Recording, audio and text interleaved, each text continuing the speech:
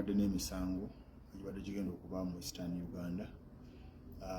Omusango gusooka gubadde gugenda kwejjinja ogwa Kyabazinga, n'emisango emirala mingi gibadde kigenda ku West era gyegiri ku High Court ne ku Magistrate Court. Tetugenze eyo lwa nsonga nyingi. Ekisooka ejjinja Sera n'owejjinja ye Pampati Kagogera tasobola n'agamba mbu awandiika mbu omusango agutwala. Kakati twagala kumumalayo. Bw'aba agamba nti agutwala yamanyi by'anaagamba mu mulamuzi. Tumanyi okukola ekiriiri era tujja kiwakanya. Atumuwadde gaapu yakola ebyakola. Export TV to the world. Enkuyanja y'Abannayuganda yabadde ku TV, yabadde ku radios, yabadde ku social media nga amatu egataddeyo eyagala kulaba ekigenda okufa mu musango gw'omukulu amanyikiddwa nga Male Mabilizi gwe yavaayo n'akuba Kyabazinga wa Busoga mu kooti ng'amulanga okukola embaga oba okwetaba mu kikolwa ky'obufumbo ng'alina omubeezi omulala. Nze omwana Soda, eno ye Export TV, tutumbudde, subscribinga, commentinga ate osharinge eno YouTube channel. Mbirese olwaleero ziri ennaku z'omwezi 13 omwezi gwa Desemba omwaka 2023. Olunaku lw'eggulo ng'ennaku z'omwezi 12 omwaka gwennyini 2023, omwezi gwennyini ogwa Desemba oba mu Luganda gwe bayita Ntenvu.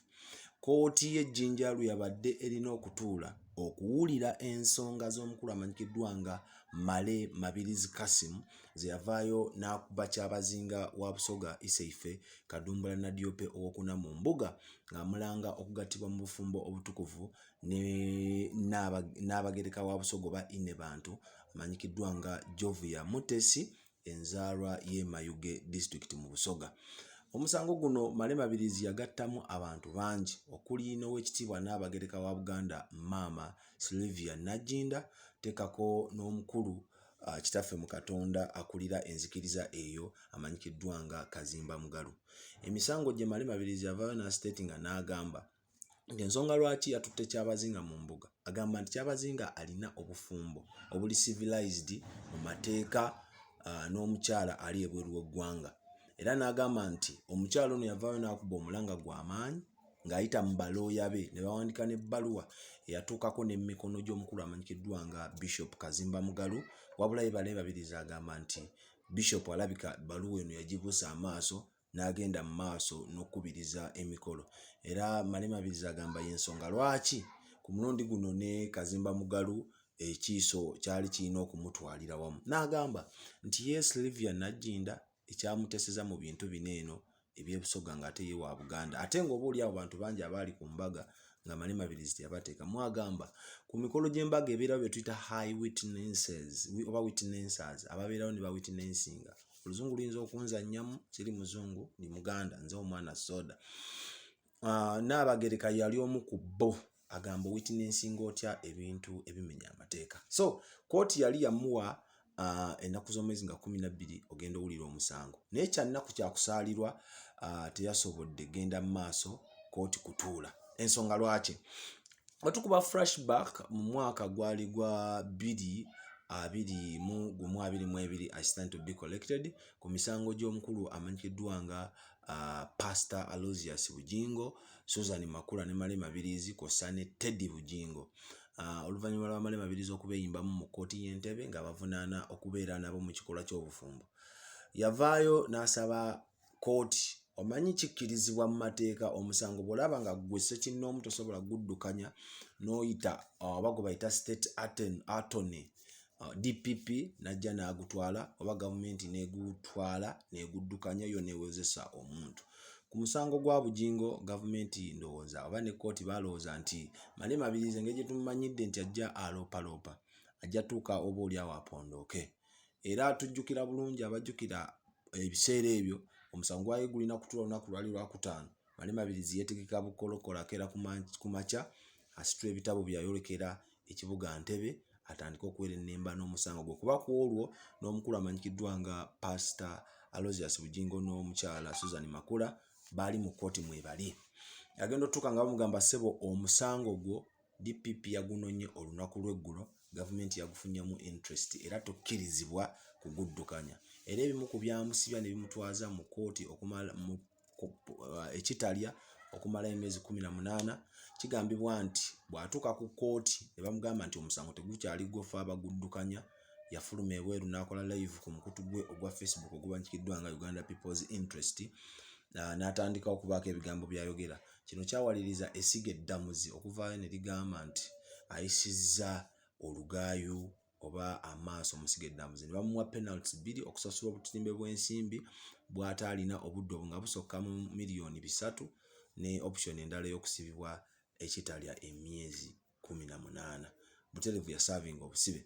Ku mulundi guno ndowooza nga bw'omanyi Uganda omusango gwa Kyabazinga gavumenti yagupiikinzemu interest ku bwangu n'embiro, era Male Mabilizi yabadde ali awo ne bamukubira akasimu nti ssebo obudde buno omusango gwe wagudde ku Kyabazinga ine bantu n'abagereka ne bishop gavumenti yagututte era yegenda okukwasaganya. Butereevu awo ekiba kigenda mu maaso kibeera wakati wa kooti nono omuwaabi wa gavumenti agulina. Kino tekyawadde Male Mabilizi kuzigiza. Ku lukomo lw'essimu lwe namukubidde olunaku lw'akawungeezi nga kooti egudde butaka yantegeezezza nti si wakuzikiza n'ekinaaba kinaamwetagisa genda mu high court ajja genda ajulire amaking sure ng'afuna obwenkanya mu musango gwe. Ye agamba bannayuganda bangi bava ne babugamba kuba naye nakimubuuzaako nti ng'owaabawaaba nnyo bino ebintu by'owaabawaaba n'otabaako kyakiivinga tebikufuula omulalu. Yaŋŋamba mmwe temumanyi mateeka, buli muntu lwakugulako omusango kibi nnyo, era naŋŋamba Sodo oli mwana muto weewale nnyo okuggulako omusango gwonna. Ne woba olina order from above kasaba kuggulako fayiro ekapa negenda mu mateeka omusango teguvunda. Gavumenti ne bwekyuka era bajja ng'olina kyoyagala tugeze Soda njagala kwesimbawo ku bw'MP nga batunula mu fayiro z'emisango nga baŋŋamba waza omusango guno ng'ennaku z'omwezi ziti gwaggwa gutya, tubadde tusaba kuguwuliramu otunyumize gwaggwa gutya. Bweguba gwafutyankibwa nga butereevu ddamu owere ennemba nagwo. Kkiriza nnyinyuke ngenda kudda na bingi gujja ogenda okukola subscribing nga commenting nga sharing nga tokkiriza kuvaawo wano eno we wali source. Nze omwana Soda, Mukama Katonda omulungi akunkuumire, kankulekera akatambi kano okalabe. Mukama abankuumire. Nga bwe mbadde mukimanyi olwaleero n'enkya tubadde n'emisango egibadde gigenda okuba mu Eastern Uganda.